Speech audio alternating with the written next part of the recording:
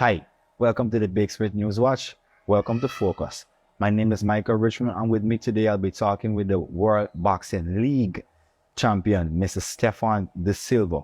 We're going to talk, we basically are going to speak about some of the key components to a successful boxing life. Some may vary from family, and some may vary to a bunch of other different stuff, which we will go into this interview. So, without any further ado, let's just step right into it. Mr. Stefan, first and foremost, welcome to Focus. Welcome to the Big Split News Watch. It's such a privilege, to actually sitting here and speaking to you. Again, congratulations on being the World Boxing League champion, also one that you gained in Australia last September. So for our viewers who don't know, or perhaps as a limited amount of knowledge on who Stefan is, do you mind sharing a bit about yourself with them? Well, as you know, my name is Stefan De Silva, as you just mentioned. I'm the first WBL world champion for our country, beautiful Guyana. I'm 29 years old of age. As for me, as you know, we're normally born at Georgetown Public Hospital. I live at Kingston Seawall, Let Street as well. That was the two housing spot I would be sharing. By going my father's family and my mother's family. You know how it separated family, And that was it about me. Confining boxing was just a kid who loved to fight. Because the two areas are right. Nothing but fight, so the change to boxing, that was it. Great. So let's just talk about, you during the early parts of your career. Let's just go back to as a kid that loved to fight. That, well, basically you alluded to you joining boxing is just you loving to fight and the communities and so much stuff. But let's just let me just ask, at what age did you think that hey, I could have probably take this boxing thing a bit serious? Yes, Everest Cricket Club, that was the biggest cricket club back in my childhood days, We had many games there, all the big teams you could think about played there. And I always had this dream that, yes, I would become a big cricketer. I used to remember hitting ball inside of Exeter. It's right there we live in. Yeah. And I would run around by the gate, Gardy, I want to go in for a ball. And I'd go in, there's when cricketers come there, and I would go in to see if I could get a ball, at least a sign from them or something. But happened so, it never worked out. I don't blame my family for this as much, because as you get older, you know that there are certain things in life you need to let go of, And as you grow, you realize that, hey, this is what you was meant for. And this is what you need to do to make your life better. Well, I like fighting. I was getting in some trouble. Yeah. So, hey, why be people for free and beat with for money? Yeah. That's just it. It's a great. What was the first boxing gym you actually started in? I would say, for me, the best gym in Guyana. Success? Republic and back. Oh, Republic and back. Yeah. The best gym. Okay, so forces me now to ask this question, right? Coming from living on the Kingston Seawall area, correct, and also Adelaide Street. Yeah. Besides just being a fighter, how did those two communities in itself play a major part in now Stefan De Silva to this level? Me at this level, as for me, deep inside of me, I'm still living at Kingston Seawall. Yeah. I'm still living there because that is what I know. And for me, holding on to that, it's what's going to keep me humble all the time. To always remember where you come from, no matter what you achieve in life and all of these things, Like one person I would always admire is Azadin Mohammed. Yeah. He's a grounded person, and he always remember where he come from. Yeah. And where he would be heading to. Yeah. So for me, the two community do a lot to me. I would buy my lunch with my wife and my daughter, and we would go on the Seawall and sit. Yeah. I feel at home. Yeah. That's my life. I am comfortable there. Let's talk about your first competition, your first fight. Talk us through that moment. Which one? The professional? Your first actual fight. Yeah. Well, my first actual fight, I was in 2014. Yeah. It was at the California Square. Yeah. It was against a GDF boxer by the name of Rupert Gillis. Yeah. It was nice, was exciting, and that's when I first met Gary Sinclair as well, and it was nice, it was very exciting, and that make me wanted to do this more, because when I win the fight night, the director of prison at that time, it was Mr. No shucks, I can't even remember his name too properly, but he'd be at the fight. He's a vice president for the amateur boxing. Yeah. Mr. Graham, Mr. Carl Graham. Yeah. And he was there and they all hyped me up and big excitement. You know, so I was like, you know what? This is life. This is what I want to do. And with me, I know there's way more to go. There's very much to go. Way more ahead to go. And let's just go forward now from just your first, not just your first, you know, well, many means it's semi-amateur Sure. or semi-pro, but now let's just go into your first professional fight. How was that moment for you? That was easy and simple. That was easy. It's easy and simple, you know. I haven't started fighting as yet. Yeah. I'm still in training. Give me a fight tomorrow, I destroy that opponent and I'm still in training. Everybody right now, I'm not training. I would not have a fight until I have more belts on me. Okay. That's when I know I fight. Dang. As for now, I become a next world champion. That's just training, that's just warming up. So everybody that I'm stepping through right now, and I have in my book right down that I want to step through, I'll just warm up. Great.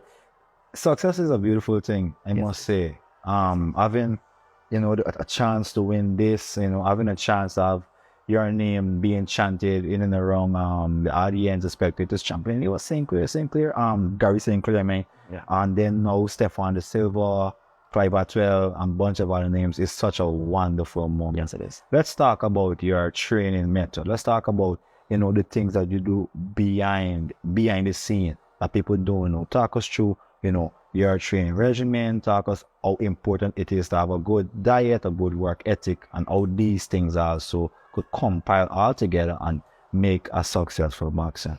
All right. As I must say, as for me, the first thing we must have that discipline. Yeah. Know that whether you use an alarm or you just have that self-discipline to get up at that particular time to train. So I would get up 3 o'clock in the morning, sometimes 3:30, sometimes 4 o'clock. Depends on how I wake up and I hear if the rain is falling, well then it would be 4 o'clock. I gotta get up. But my discipline is there for the training and for everything. In terms of meal for diets, I eat like a regular person. I eat anything like a regular person. My wife, she would want to know, like, what happened with me? You're supposed to be following a diet. No, this is what I want. You know, I feel this way. I'm comfortable here. The only time I would get out of my comfort zone is to get up in the morning, to go and run that road, hard and sand trucks, and train. Everything else for me is train. As I must say, the person behind the scene in my training a lot is Dexter Marks. As you know, he's winning his fight last Saturday cycle. He's a lot behind my training. I have Compton here with me as well, and next young amateur fighters coming up. You know, my wife, she plays a big part inside of my training as well. You know, sometimes she would want to pressure me more than my coaching. You gotta do this. You gotta do that. Like, I don't want to do this. I can't do this now. Do it. And all that motivates you more, because when you have somebody that is on your family, is there for you, hating you, you gotta do this to make a difference. That's what you need in life. Which it could probably force as the next question: how important, or you know, what are some of the results that you've seen when it comes down to not wanting to wake up in the morning, but have to wake up and do it at the same time? What are the results that you see from those level of sacrifices? The sacrifices that I made, it was very good. It was very good. But when I don't pay attention to just get up and go to bed, my whole day spoil. The whole completely day spoil. I do nothing right. I don't want to be in certain conversation. I just want to bathe and go back to bed. You know, so discipline. Once you have that discipline, you gotta stick with it. If you don't stick with it, then you just drift away. You spoke so far you've spoken a lot about your wife, which I think behind every successful man there is a woman that's the same. Correct. How important is family, Stefan, in everything?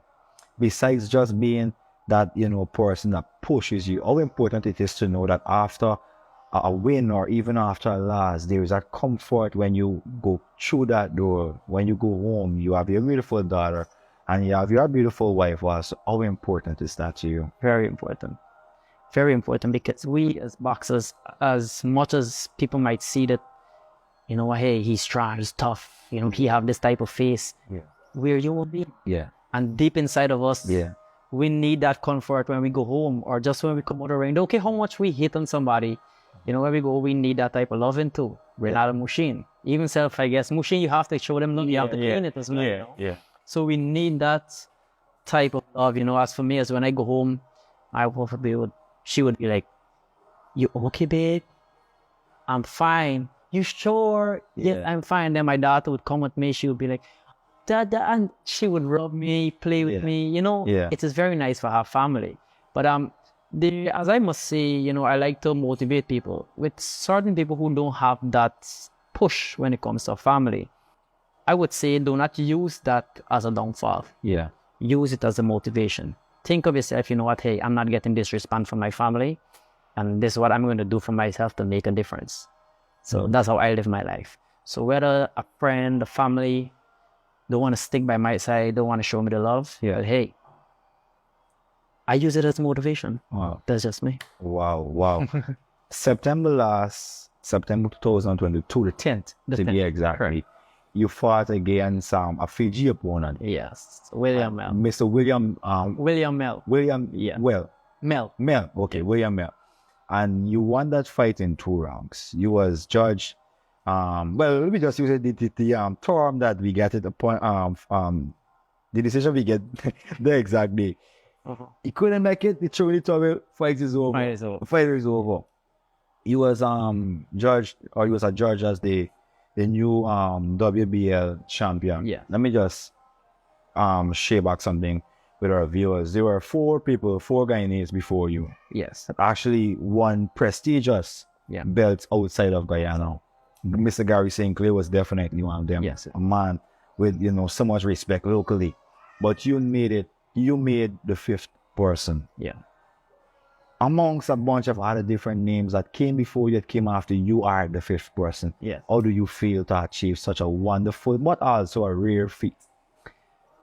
As I would say, for me, every day is just a normal day. It is good for me. I was excited tonight, Every time I stepped into the ring, I don't step into the ring for myself. Yeah. I stepped in there for my daughter. Yeah. Because the way that I grow, I would never like her to go into that same path. Yeah. So I know going into the ring and finishing business is always possible. Come on, it's more time. More time. Yes, it's more time to just start thinking right ahead the next move. Yeah. However, as I must say, respect to all other champions who made it before me and the other champions that will come after me as well. Yeah. But for me, my aim right now is to do something that none of the champions before me did not do. Yeah. It's to be in the first undisputed champion for Guyana. Yeah. It doesn't matter who comes in my way or whatever it is, but it's just being that person there. Great. That would be, for me, I think that would be putting boxing on the completely. Yeah. But also, I can recall seeing you at the Bristol boxing Saturday last. Yes. Was a wonderful event, I must say. We saw your friend Dexter Marquez, Of course. triumphing over Of course. the Colombian opposition. So we seen Elton Dare, return back, and was a good fight. Yeah. We won via unanimous decision. So let's talk about boxing on Guyana. For the last 2 cards, we've seen the Patrick Ford Memorial, and also now we've seen it. How do you think boxing is shaping up so far in Guyana, and how optimistic are you about where boxing is going to also? Boxing so far is shaping up very, very good, but yet slow. Yeah. At a pace where it's going fast, but yes, it's going slow. Because as a boxer, when you step out and you're still inside of it, there's so many things you see, and there's so many things you know. There's so many ideas you have about it. When you know that, hey, this sport's supposed to be going at 1,000 miles per hour, but it's only going 1 mile per hour. Yes. Like I would say, my wife, it's not a bragging or boasting, she's the first female promoter in Guyana here. Yeah. Her first 2 card, it was very successful, as we would say. She's planning a pro card right now. So we would be looking to have some other fighters from different countries as well going. Boxing is going good. But as to me, to how I see myself here with boxing is that I need to leave Guyana to go somewhere else to further my boxing career. Yeah. Because what I am trying to do is implicate that boxers, as we wanted to live like this style. Come on, let me be real. We see Mayweather, we see Tank, we see Manny Pacquiao, we see so many other boxers living the life. Yeah. Why is it we can't live that same life too? But that's because of it's not a payful sports in our country here. You can't blame everybody for it, but it's just a contract is a two-way thing. You know, if someone offers you a contract and you don't want it, well, hey, you know, I'm not going to fight for this. Yeah. And there's nothing they could do about it. Yeah. It's either they raise the money or they don't let you fight for it, you know. So some of us, we just go out there to fight because what? We just wanted a little money at that time. You know, we are in a position of life where we have to get this money to make a next day better. But, you know, some of us are in it to make a life, to do actually back something good for the ones that is now coming. And so it's not really a painful job, as I should say, completely then in our country, but it's going, but slowly.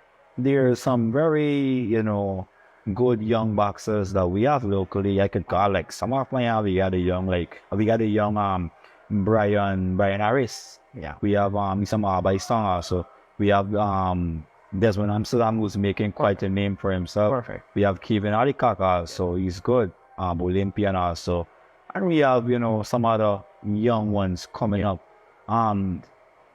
What do you think, you know, you could, or let me just say, what sort of advice you think you could offer to these young fighters that could actually, you know, help them in actually making that next step, Correct. you know, into success? Or, The discipline is number one. You know, it's not about fighting, telling yourself, well, hey, because we both started training, I'm better than this body, or I'm better. The only time we get to prove whether we are better than the next boxer is inside of that frame. yeah. Other than that, we see one another in the world, we must give respect. Let the love between we as Guyanese fighters stick there. For me, what I would advise the next young boxers, as I would say, Desmond Amsterdam, he know what it is about. Fantastic, yeah. He knows it. Yeah. Kevin Alikak, he knows what tomorrow is, you know, because they are already inside of it. But for other boxers, apart from those three boxers, just keep training, hoping out there, go out there, push as much as you could. Get yourself in a good gym, get the exposure that you need. I don't like tell fighters, you know what, hey, can't do this and wait for this and wait for that. Every day we wait, we're getting older and older. It ain't no good day if you're going to wait today. Tomorrow is not going to be a good day. It's going to be worse. Yeah. To get up and live now. Go forward, give a shot, the best shot. If I didn't make my fourth step, I would have never been here. Yeah. If I didn't creep, I would have never walked. Yeah. That's life. Yeah. But also, before we come to our wonderful end, there's this saying that a lot of people talk about, oh, he's just a boxer. But then there's also the other set of neutrals who say, you know, hey, boxing is just more than what you guys see. It's a life and death sport. It could change your life. So we could see with Muhammad Ali the way he went out, which is so sad. Was such a you know, a legend of the game and the fraternity. Talk us through, you know, having to know that, you know, every fight or this fight could actually be your last fight. What is usually your mindset at entering before a fight? Is it, you know, could this fight be my last fight? You know, we gotta be really like you know, optimistic about it. To be honest, as much as I laugh, and I never sit and think about that. That never come to my mind, you know, like this fight would be my last or everything. What I know I always have inside of me is, hey, I'm just gonna go in there, do what I have to do, come back home, my daughter, home, my wife, and that's it. Let's go home. New day tomorrow again. Positive. You know, this is just it for my sports, you know, but our brain is designed that if you think about, I'm going to go in there, and what if I never come back on these things? Yeah. Our brain is always designed to protect yourself at all time. Yeah. So you're going to go in there and you're going to try the job or do something and get hurt like that. Because you're not dedicate yourself to do what you have to. I understand. So everything, it's a balance. It's a balance. But for me, I always say, hey, take the risk. No, just come there, take the risk. As you're sitting here with me. Yeah. As I must say, thank you very much for you being here with me, you know. So just take the risk. Definitely. Make a car, you take the risk. That's it, we're here today. Great.